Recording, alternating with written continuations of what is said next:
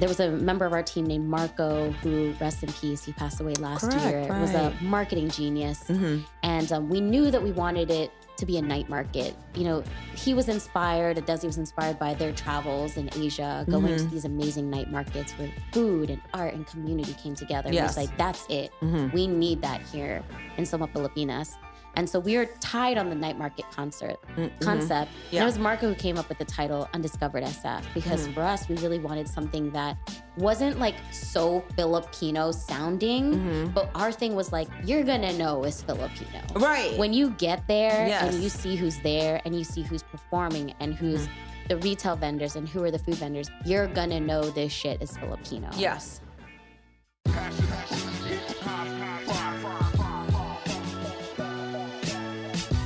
Hi, welcome back to Phlavor Profiles, a podcast conversation about the Filipino-American experience through the lens of food.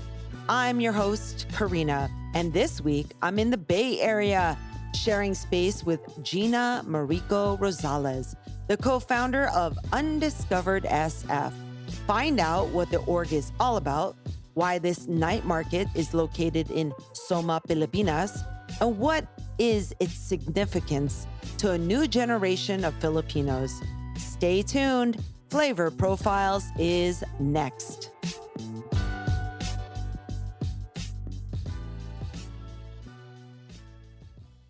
Okay, everybody, Phlavor Profiles Season 5. Holy shites. Post-pandy. We say pandy because it sounds like less harsh, but it's horrible. But we're getting through it. And I am really happy that I got to meet up with our guest. She will introduce herself in a second. And we are at Trellis Co-Working Space in the Bay area. And we are going to get this thing started because she's a busy lady. I think she has things to do. So please introduce yourself. Yes. Hello. My name is Gina Mariko Rosales. And I am the founder and owner of Make Mariko and also the founder and director of Pinaista. Okay. Pinaista. That's right. That's a whole thing over here. And we're going to let you explain how you have started a community. Is that what we're going to call it? A business. Yes. It's a business too. I mean, there are businesses involved in that. Yes and no. It's definitely a community. It's a nonprofit. Which one's a nonprofit? Pinaista. Okay. Yes. Yeah. Make Mariko is a business. Pinaista is a nonprofit. Okay. And of course, actually, since I know we're going to be talking about food, Undiscovered SF, Filipino night market. Yes. That's the main jam for me is Undiscovered SF. And I follow you guys on the gram, like many people do. And I kind of actually wanted to know what that was exactly. Because I think some people, there are a lot of people that listen, they're not from the Bay. They might be from other places. And when they come to the Bay, it might be something they want to do. What it is, why you are involved or started it. Because I'm not sure if it was only you or other people. And what's the point? What do I need to do to get to the Undiscovered SF? What it is. Yeah, what is it? So, I mean, Undiscovered, we started it 5 years ago.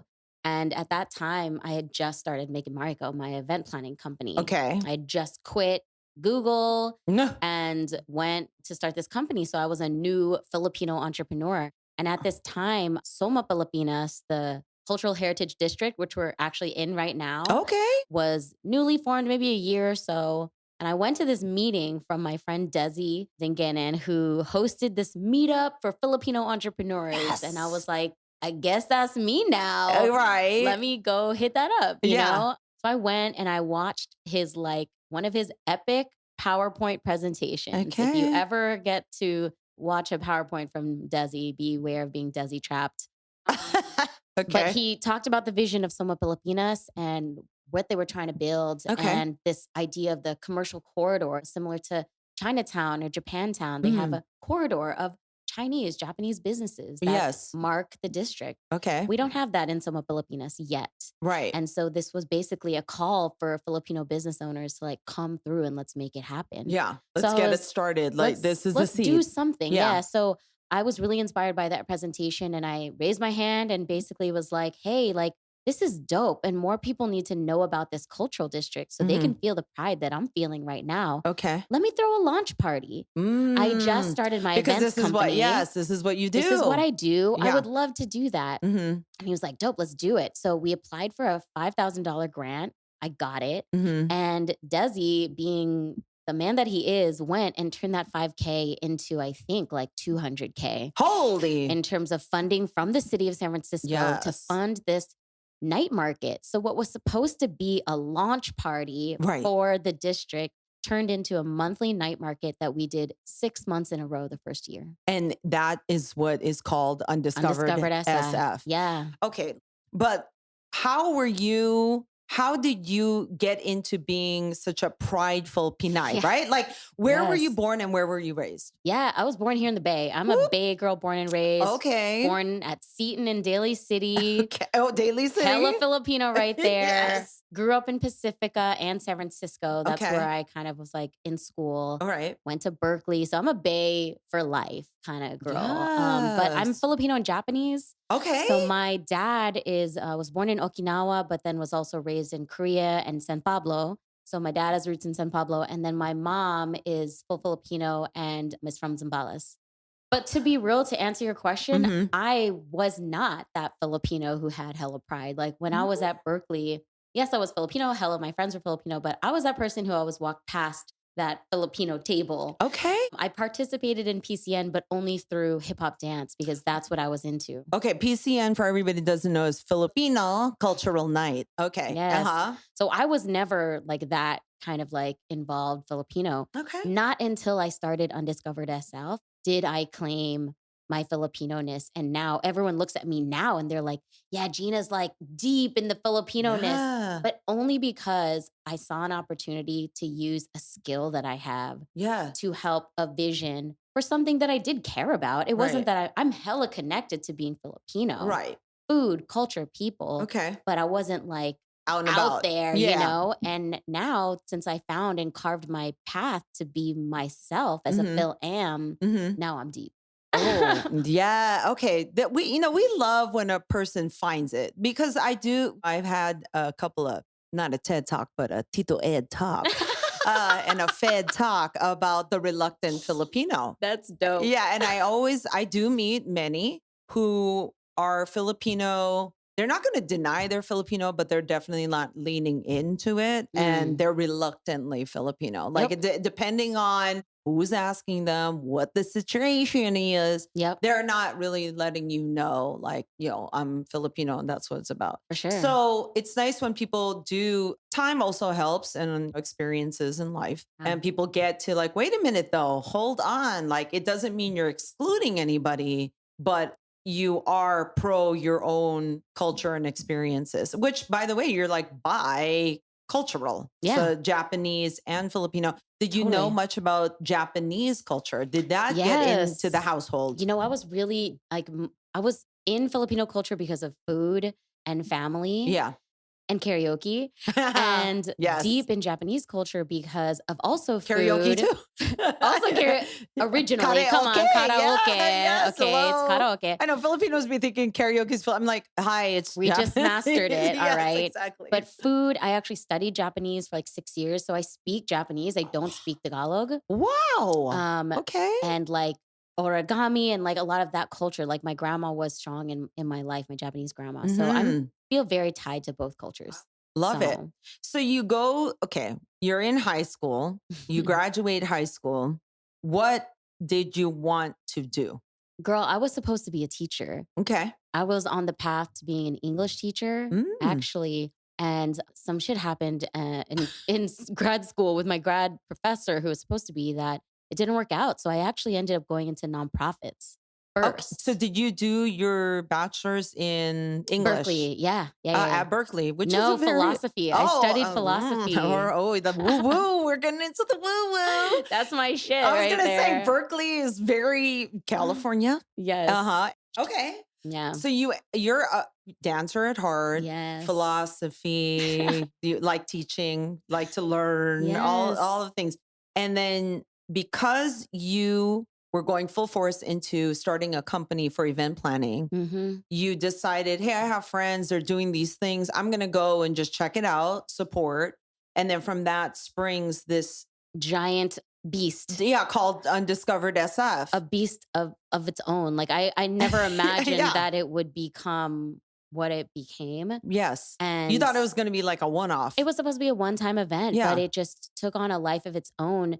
And what was interesting about the event was this was a time when the younger generation of Filipinos here in San Francisco and SOMA were starting to step up. Okay. So your friend goes, hey, okay, let's do this. Y'all, you somehow get some money to do things. Yep. So how did you decide the concept? What was it supposed to be? It was supposed to be a night market. And so we have this Desi, he runs his own marketing agency, and that's what their genius is at. Okay. There was a member of our team named Marco who, rest in peace, he passed away last year. Right. Was a marketing genius. And we knew that we wanted it to be a night market. He was inspired, Desi was inspired by their travels in Asia, going to these amazing night markets where food and art and community came together. Yes. It was like, that's it. We need that here in SOMA Pilpinas. And so we were tied on the night market concept. And it was Marco who came up with the title Undiscovered SF, because for us, we really wanted something that wasn't like so Filipino sounding, but our thing was like, you're going to know it's Filipino. Right. When you get there and you see who's there and you see who's performing and who's the retail vendors and who are the food vendors, you're going to know this shit is Filipino. Yes. But and we wanted you it to be purposely accessible. picked Filipino startups, companies, people who were small business. Yes, we knew a bunch that were starting. Yes. But the crazy thing was, at that time in 2017, they were there, but they weren't necessarily claiming Filipino. Oh, we got them reluctant. So here we go to the reluctant Filipinos again. Yes. And it wasn't because they were actively trying not to, but they were just like doing their thing. Yeah. Like, I'm just a clothing store. Right. I'm just a barber. I'm just a I'm just a chef. Yeah. But then what I thought what was beautiful about what was coming out from Undiscovered is we were really pushing this narrative of like, everyone is Filipino enough. Yes. You are Filipino enough in the fact that you are just Filipino. Right. And so it kind of like created this permission for everyone to claim and be proud of being Filipino and doing their own thing as a Fil-Am. And then for our team, we were really purposeful on basically creating like a Voltron of like Filipino entrepreneurs. So it was successful because everyone on the core team was their own business in their own right with their own community. Okay. So everyone basically tapped all of their homies and brought their communities together to make that first Undiscovered happen. Right. And we just did the application. Yeah. So he's really good at, their team's really good at marketing. Yeah. Ads. Right. So the resources were already there, but you had to let people know we're doing this thing. Yeah. We would like you to be a part of it. And then also they start marketing it like, hey, there's this thing. You can be a part of it. Yeah. And people started to do it. And I assume not just food, clothing, jewelry, all of the things, street culture, Yeah. pop culture. It's like really focused on this next generation. So Undiscovered happens, and I know it more for a lot of food stuff. Yeah. Right. So and there is a new generation that's very proud of Filipino food, and they do all kinds, right? They stick to the old, they're doing lumpia, and there are people who are doing mashups. I think their execution and marketing is different, and they're also just proud of it, which that is a generational change. Yes. That is a complete where a lot of people didn't respect and value Filipino food and culture for a very, very long time. And it took like your generation and the generation even after to be like, but I do want rice and adobo for lunch. Yeah. Do like pancit I will be bringing that to the party and not like a casserole, right? It was about creating a narrative for that to be okay. Yeah. And not just okay, but like tight, like craveable and like prideful about. How did it happen for you? Right? Because you're one of these kids. I mean, my assumption is you're Bay Area, you're Filipino and Japanese. Yeah. And you're all about it. But for you, it was just kind of like it was always there and like by osmosis, probably. Pride, you mean? Or just you knew about the culture, but it wasn't something that you're like, I'm all about the culture. Then it switched. So what was the switch? What made you go from walking by the booth Yes. to Yeah. actually being the person setting up the booth? And honestly, it was this entry point. Again, I say like my skills. Like, Yeah. how did I see myself in that community? Before, I never saw myself being a Okay. part of that community Right. because the only way to enter into that was like PCN or like traditional dance. And I wasn't interested in that. Mm-hmm. But here, what we did was we created our own space within Filipino American culture Mm-hmm. that was something we identified with, which was hip hop. Right. Well, you felt from when you're saying Food and it, hip hop. yeah, like which excellent. What I hear is you felt valuable to the Yeah. community. Yeah. Right. That's Like a great you way to put felt, it. yeah, like I bring value, and maybe never thought of yourself as bringing like a very specific Yeah. value, right? You know the nuances, you know the community, you Yeah. knew how to set things up. So it's like a trifecta. And why Yeah. wouldn't I do it? Especially somebody I know and I trust is part of it and had asked me to come check it out. Yeah. I saw a space for myself. That's Yeah. so interesting. I love the way you say that because yeah, you're right. It was like, oh, my skills are needed here. There's a Yes. space for me here, which 100%. I think was interesting about Undiscovered too, because it was like, hey, you're a Filipino that wants to start like a retail or e-commerce business. Mhm. There's a place for you, and it's at Undiscovered SF. Yes. And we're going to try to build something even past that for Right. you to continue have a space in this community. Yes. You're a part of the foundation of it. And then there are people coming to you also for your value and your skill set. But I'm also can be inspiring, right? They're just like, oh, Mm. this person's telling me I can do this. And maybe where I'm at and the people I hang around not really telling me that. And Yeah. here's this whole thing that's like, oh yeah, we want you. Here's a whole bunch of people over here doing things. Yeah, And you go, yes. oh, all right. And there's momentum, inspiration, there's an energy to it. And there Yes. is, what do they say? There's more power in the group. When you're individual, it's hard. Yes. You feel lonely. You feel crazy sometimes. Like, When you feel like you're just out there on yeah, your you're on your own. own. You're hanging out. You're like, I guess my idea is not that great. But when there is, and not that we're sheep and we're following a whole group mentality, but there is the numbers and people are just like, oh, I felt that way too, and Yeah. that would work probably. And It's energy and It it's is. validation yes. and it's support. And I think that's what we tried to create with Undiscovered was like a low cost way to test out your ideas. yes. Let's just do it. Like pop it up. See Yeah. if people like it. Oh, they didn't like it this month? Switch it up next month. Right. Try this instead. You were doing too much. Your menu was too big. Focus on this one item Yeah. that was selling. And I mean, if we're going to really get to the tea of it all, the people who throw things like that, right? Where it's like festivals or Mhm. they're the gatekeepers, right? The Mm. people that don't let you in. You're too Mm. niche for them, Yes. right? So Yes. so here you are, you're saying it yourself, like fuck that, man. We're not waiting. We're just gonna create our own shit because I'm tired Yeah. of always telling you I have this idea. Yes. It's a good idea, but because you don't understand it, I don't get to go to your thing. 100%. Like that's like everything that we do or that I try to do in this space is like, I'm tired and over asking for permission to be in other people's spaces. Yeah. And sit at their table. And it's about us building our own table Yes. where we are the majority. We are not niche at Undiscovered 100%. SF. It's all Filipino out there. Well, because when there's this mindset that mainstream, I talk about this a lot, especially when I interview entrepreneurs, small business folks about their business plan and what they're doing and who their market is and their demo and their financials and all the things you have when you start a business. And it's all you have to have, like a lot of that shit's good foundation, but it doesn't always work because I think the people who set up a lot of that stuff, they're telling you that you need to appeal to mainstream, right? And then you also have to go through a lot of hoops to get the mainstream folks to approve of you, to go into the mainstream. It's like a whole fucked up circle. Yeah. And then you get this thing that you guys are doing, which is like, you know what? It's almost like, oh, well, fuck that, man. We're just going to do our own thing because they're not letting us in. Yeah. And we know we're valuable and I mean, from a money point of view, somebody's spending money to do other things besides that shit.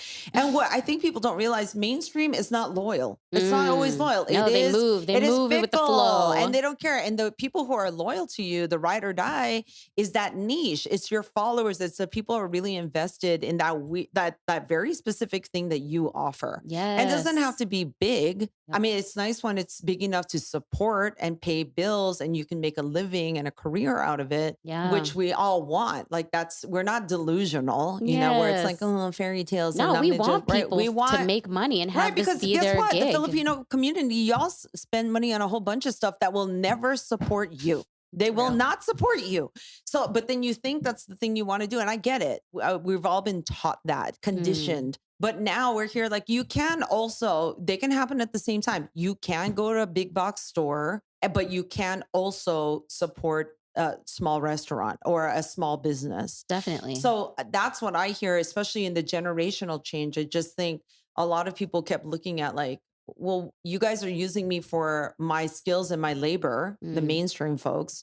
What do I get in return? And then, and by the way, I never feel like I fit in. I never feel like, you know, you guys they're not bending in your direction to learn about your cultural stuff, your things. And we're always like, well, what can I do to, you know, to appeal to you? Right. I mean, if I don't appeal to you, I just don't. Yeah. Yeah. Like people say that all the time, like, oh, it's like Filipinos going mainstream. It's hitting the mainstream now. Or how do we get Filipino to hit mainstream? I mean, for me, I'm just like, who cares? Like, we got a lot of folks out here who love our shit. Yes, so why would I not just keep selling to them? Yeah, I don't care.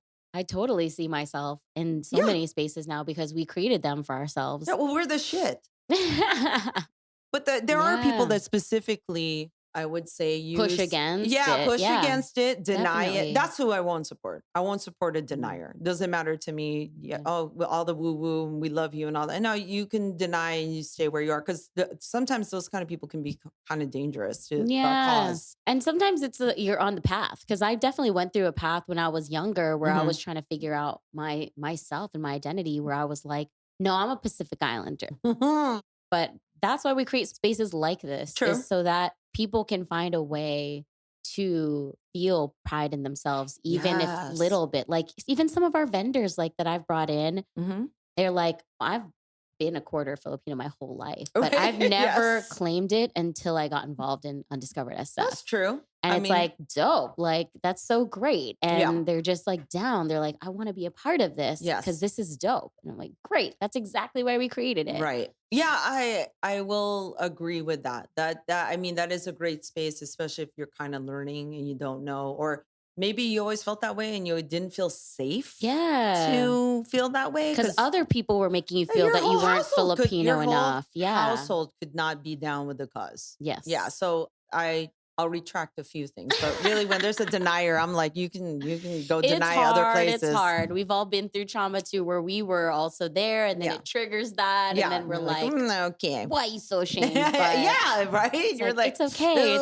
It's safe here. Yeah. Well, Come you know, here. you also want to be around, like you said, a good example is the energies, right? You do want positive energy. You do. I mean, there's always going to be a day when it's not going well, but water seeks its own level. So if you are trying to be around people that are always not down with it, you're probably not going to be that down with it. You know, you got to seek out, you also have to do your part to find people, yourself. That's right, who have the same goals and mindset, whatever that may be. And if it's about culture and they're finding it and learning about it, we're all learning. I mean, I tell people all the time, I'm learning every day. I don't know everything about it. Like I don't fact check. Don't fucking trust anything I say half the time. It's like ludicrous.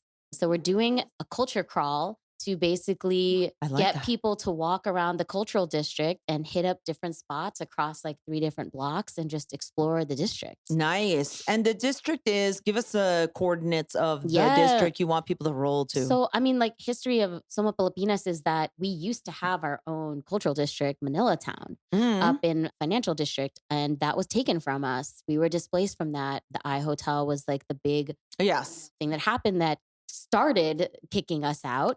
And then we lost that space. Now we reclaimed it now, the I Hotel. But after that, Filipinos moved into South of Market because that was where space was open and it was cheap and no one was there yet. Of course. So they lack of money made breeds home. creativity. They made a For sure. home here. And now South of Market is this Kraken development area. And basically community was like, you're not displacing us again. Yeah. And we're putting our roots down. So it's a big swath of land. It's from Mission, Brandon to Mission, and then 2nd to 11th. So it's a huge rectangle square, but our goal is really turning Mission Street into the commercial corridor. Right. Which is where we are sitting today. Which is where we are. We're right next to one of our new spaces, Couple Gardens. We've got another space down the street, but like creative. And of course, there's Bayanihan Center right across the street from us, which is a staple in this area, serving Filipino community. So when Filipinos come to the Bay, you suggest that they do a little, don't just go see the Golden Gate Bridge. Yes. Why don't you guys take a second? SOMA Pilpinas. Come to SOMA. Yes. Support, walk in, say hi, bring your coffee, do a little walk, get a real sense of the city. 100%. And so this culture crawl also is helping us just even get a map together of businesses that you can go visit and support, Filipino businesses that you can support here that have their own brick and mortars. But of course, we've got Couple Gardens here that is a pop-up space. Yeah, I saw that walking over here. Yeah. It looks very colorful and nice. And we're in a post-pandemic. I say that very lightly. Ish. So don't come thinking everything's going to be as normal as functioning and hours or this, that, and the other. Yeah, please check before you come over, because we want you to have a good experience about the things we're talking about, and support not just the touristy attractions, but support the community. And what is your favorite part of Undiscovered San Francisco? Oh, I mean, honestly, it's the people. Yeah. It's like the people and the energy and the vibes, like seeing our folks come through, seeing all of the faces from the food vendors to the bartenders to the retail vendors to the performers and DJs and Lolas, and seeing them all intergenerationally in one space celebrating together is the celebrating joy. Filipino-ness. Celebrating our Filipino-ness, finding that pride and just having joy. But the beauty of what Undiscovered is it's so closely tied to our mission and our goals of the cultural district. Okay. So when people look at our event, a lot of people who are just getting introduced are like, oh, dope, a cool food festival. Bring this to New York, bring this to whatever. And we're like, no, we're not a food festival. Smorgasbord. We're a food festival, a food and music festival tied to the mission of building a cultural district. Yes. So if that is something that you're interested in and you are ready to like put in the work of building something like that in your town, then we're here for you and we're here to share our resources. Okay. But if you just want to eat food and shop, that is not our mission at all. And we're not here for that. Okay. I like it. Yeah. It's very, very determined and very specific. Yeah. You gotta be, because then you'll lose sight. What's the mission? What's the goal? What's the purpose? And I think that's the strongest piece of what we have as an organization, is that we're rooted in this shared vision that it's not just about us. This event is a catalyst to inspire energy and change, that we're doing our part, and there's all these other amazing orgs doing their part in the fields of like helping the youth of the district, helping seniors in the district, helping people not to be displaced and keep their housing. So every org plays their part, and we are only one piece of that Filipino Voltron to help entrepreneurs and small business. Nice. That's very inspiring. I mean, I hope when people even listen to this are like, shit, I didn't know it was all about, I mean, myself included, I'm like, I thought it was just about food. Yeah, but that's okay, because food is an entry point to culture. Obvious. Yes. And if we can get you in with some adobo and rice and lumpia or kare-kare, like, let's do that. Right. And I'm also going to tell you about this amazing thing called SOMA Pilpinas, and hope that you want to get involved too.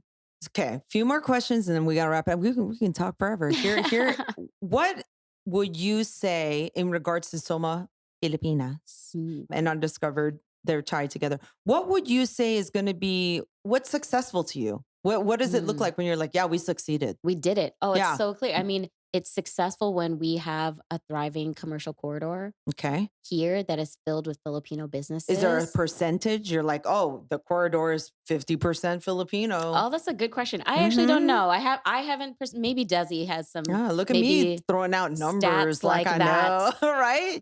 If God forbid something happened to me and I left this world, would Undiscovered continue?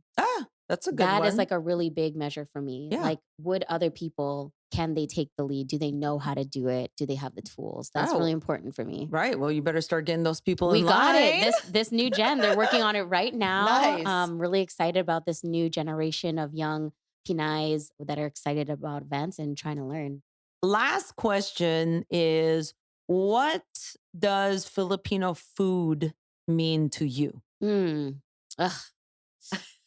For me, my experience is like just comfort. It's home. It's like a place where I feel safe. Yeah. What's your favorite? Do you have any favorites? Give me like three. I'm like, my shit is like adobo on white rice, like saucy, yes, garlicky adobo over rice. And like, I love all the ways, you know, like any kind of adobo, but that makes me just feel like, all's right in the world. I'm good. Like everything's okay, you know? Yeah. And it means connecting with people.